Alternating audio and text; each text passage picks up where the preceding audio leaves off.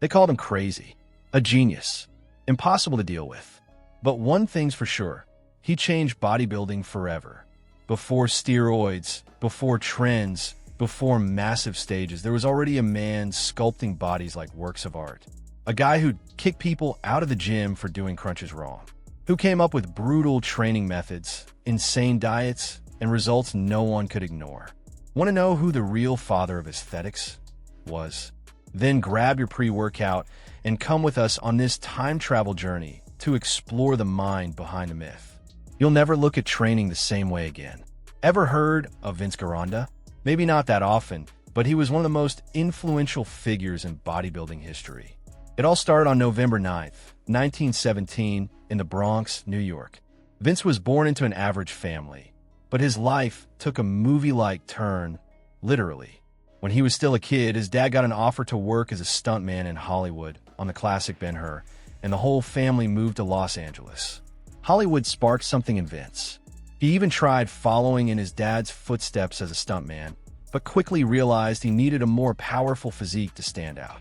That's when he came across a photo of John Grimek, one of the top bodybuilders of that era, and it changed everything. That symmetrical, strong, and balanced body lit a fire in him. From that moment on, he knew he wanted to dive into the world of weights.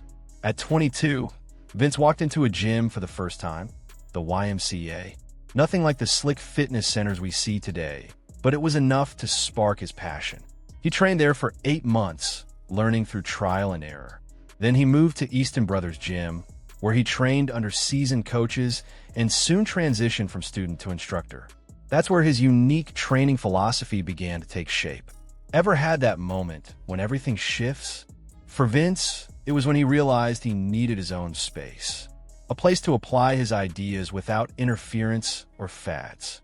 In 1948, he opened the legendary Vince's Gym in Studio City, California. It was small, but had a huge mission: turn ordinary people into physical masterpieces. Funny thing, despite not having high-tech equipment, his gym attracted bodybuilders and Hollywood celebrities from all over. Makes you wonder, do we really need cutting-edge tech or just solid methods and consistency?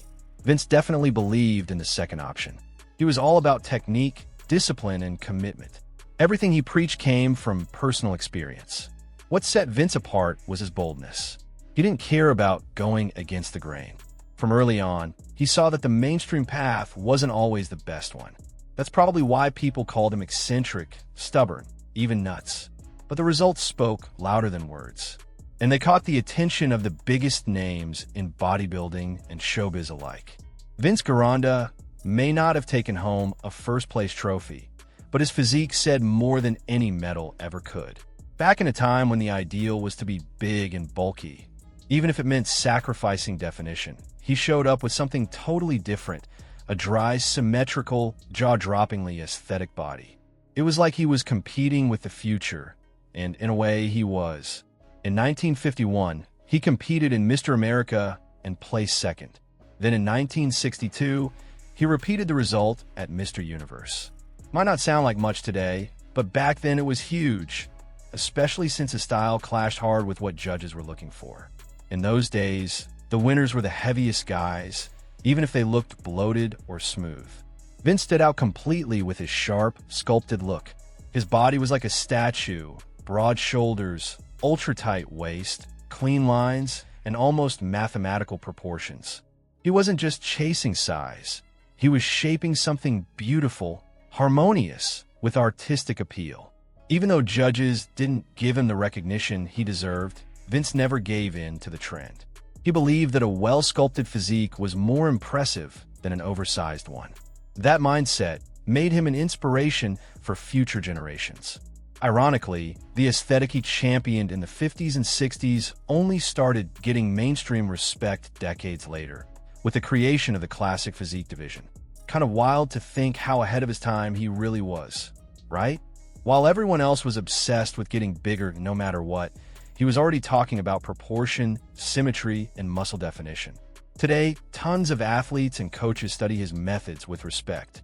What was once dismissed is now a reference. A true game changer in bodybuilding history. But here's the question: Would you have the guts to stay focused and go against the current like he did? Most people bend to what others expect. Vince did the opposite. He shaped his own path. He knew that true physical beauty isn't just about size, but about sculpting every muscle with purpose. Imagine walking into a gym and being called fat by none other than the trainer himself. That's exactly what happened to Arnold Schwarzenegger the first time he visited Vince's gym. And the wildest part? Arnold came back 2 weeks later, leaner, right after losing the Mr. Universe title to Frank Zane. That tells you everything about Vince's impact. He spoke the truth, no matter how harsh it sounded. Vince's gym wasn't just a place to work out. It was a temple, a space where aesthetics were sacred and discipline was the golden rule. Opened in 1948, that small gym in Studio City, California quickly became a global reference. And not because of luxury or fancy equipment. It was all about the method. Vince built champions there, using relentless intensity and an almost military-level demand for perfection. Legends like Larry Scott, the first Mr. Olympia, Frank Zane, and Lou Ferrigno, the original Hulk, trained there. But the gym also drew big names from Hollywood and the music world. Clint Eastwood, Denzel Washington, Cher, Sean Penn, and many more trained under Vince's watchful eye. So what pulled all these powerful people into that no-frills, cramped space? Results. Real, lasting transformations. Think you could handle training under someone who didn't tolerate a single mistake? At Vince's gym, poor form wasn't corrected, it was punished. If a client used bad technique, they were kicked out on the spot. Vince believed bad training was a waste of time and a form of disrespect to your own body. What he wanted to see was honest effort, perfect technique, and total commitment. One quirky detail, there was no music playing, no wall-to-wall mirrors or idle chatter. A sign on the wall said it all. No pool, no mirrors, no music, just iron. Vince believed the gym needed to be focused, raw, and direct. No distractions. Could you train like that today? Or do you need your playlist to get in the zone? Despite his explosive personality, those who embraced his rules saw amazing results. Many athletes said they reached the best shape of their lives under his guidance. Vince didn't sell dreams, he delivered outcomes. But it took hard work, patience, and humility. It wasn't for everyone, but those who stuck around walked out transformed. If you think lifting heavy is the only way to grow, maybe it's time to rethink. For Vince Gironda, the weight was just one part of the equation, and not even the most important. He believed perfect form was the real secret to building an aesthetic physique. In his words, lifting heavy without control was just gym ego. Vince valued aesthetics over size. In his view, giant arms meant nothing if they threw the whole body out of proportion. His ideal was symmetry, broad shoulders, narrow waist, clean muscle lines, nothing out of place. He was a true sculptor of a human body. He didn't train to look big, he trained to look like art. Another golden rule, short, intense workouts. Vince said if you're in the gym for more than 45 minutes, you're not training right. His methods were all about intensity, short rest between sets, laser focus, zero distractions. If you're the type who chats between sets, that wouldn't fly at Vince's gym. One of the core principles of his approach was the mind-muscle connection. He wanted trainees to feel the muscle working with every single rep. Feel the muscle. Don't just lift the weight, he'd say. That concept, which is so popular now, was something Vince was preaching long before it became mainstream. He was one of the first to insist your brain had to be involved in every rep. And here's something surprising. He was against some of today's most common exercises. Barbell squats and flat bench presses. Vince avoided them. He believed squats widened the hips and ruined the V-taper. Bench presses? He said they stressed the shoulders too much. Instead, he recommended moves like the sissy, squat, and neck press, which better isolated target muscles. And the variations didn't stop there. Vince either created or popularized many unique exercises, like the drag curl for biceps, Gironda dips for chest, and the sternum chin-up for lats. Each one had a clear aesthetic purpose, not just functional. If an exercise didn't help shape the body a certain way, it was out. Simple as that. When it comes to intense training methods, few are as brutal as Vince Gironda's famous 8x8 routine. For him, that was the honest workout because it forced you to truly push yourself. No excuses, no hiding behind heavy weights and sloppy form. The setup was simple: 8 sets of 8 reps, with just 15 to 30 seconds of rest between. Sounds easy? Try it and let me know in the comments. The main goal of this method was to generate maximum muscle pump, that swollen, burning feeling athletes crave. But beyond that, the 8x8 routine seriously boosted conditioning and hammered muscular endurance. Your muscles got hit from every angle with no time to recover between sets. The result? Growth and definition. One key detail: in the 8x8, form was sacred. With short rest and high volume, there was no way to use heavy weights without ruining your technique. So lifters had to use moderate loads with full control and laser focus. It was the kind of training that crushed egos and revealed who was really there to train and who was just trying to show off. And Vince didn't stop there. He also promoted other volume-based formats like 6x6 and 10x10 with the same principle: high training density in a short amount of time. These shock methods were designed to break plateaus, wake up dormant muscles, and force your body to adapt in new ways. Funny enough, some of these techniques were later reinvented by other coaches and repackaged under new names, like German volume training. But the roots of it all were already in Vince Gironda's notebooks and experiments decades earlier.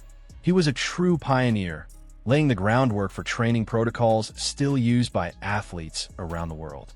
But heads up, these methods aren't for beginners. Vince was clear that routines like the 8x8 were only for advanced trainees. They required muscle maturity, deep concentration, and a solid foundation. That's why he reserved them mostly for cutting phases or contest prep, when every detail matters. If you think building a shredded body is all about lifting, Vince Gironda would have told you something crucial. Bodybuilding is 85% nutrition. For him, what you eat was even more important than how you train. And he didn't say that to sound trendy. He meant it, backed by decades of results. So, are you really giving your diet the attention it deserves? Gironda completely rejected high-carb diets. He believed too many carbs made you look bloated, soft, and undefined. Instead, he championed high-protein and healthy fats. His most famous diet? Steak and eggs. 2 meals a day built around just those 2 ingredients: simple, direct, and brutally effective for getting lean while preserving muscle.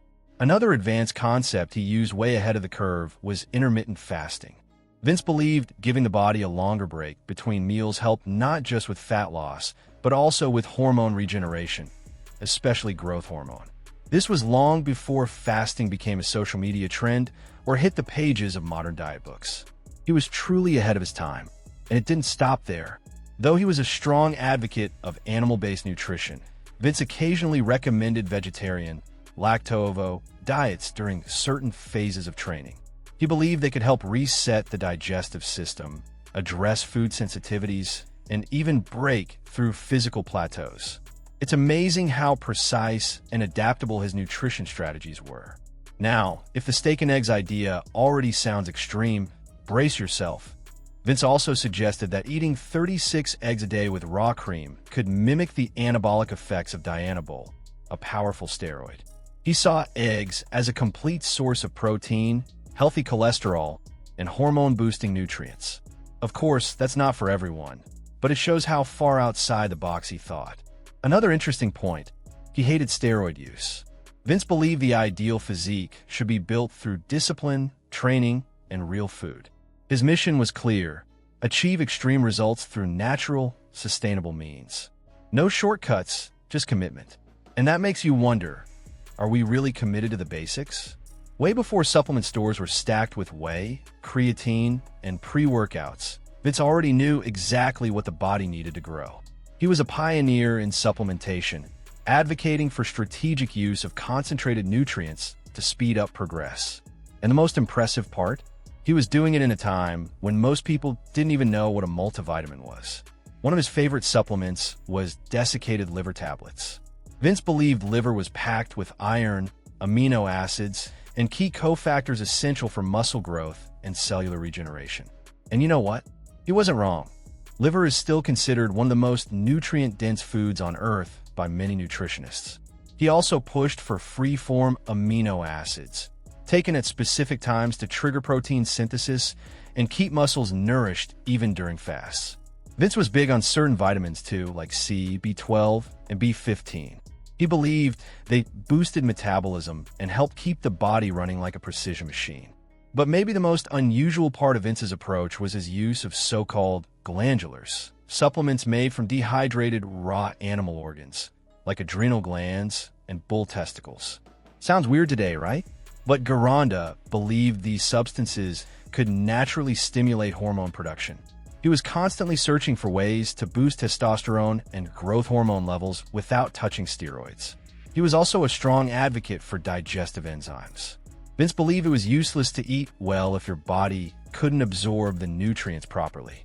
And to top it off, he supplemented with kelp, a seaweed rich in iodine and iron, all with the goal of keeping the body balanced and full of energy to handle intense training sessions.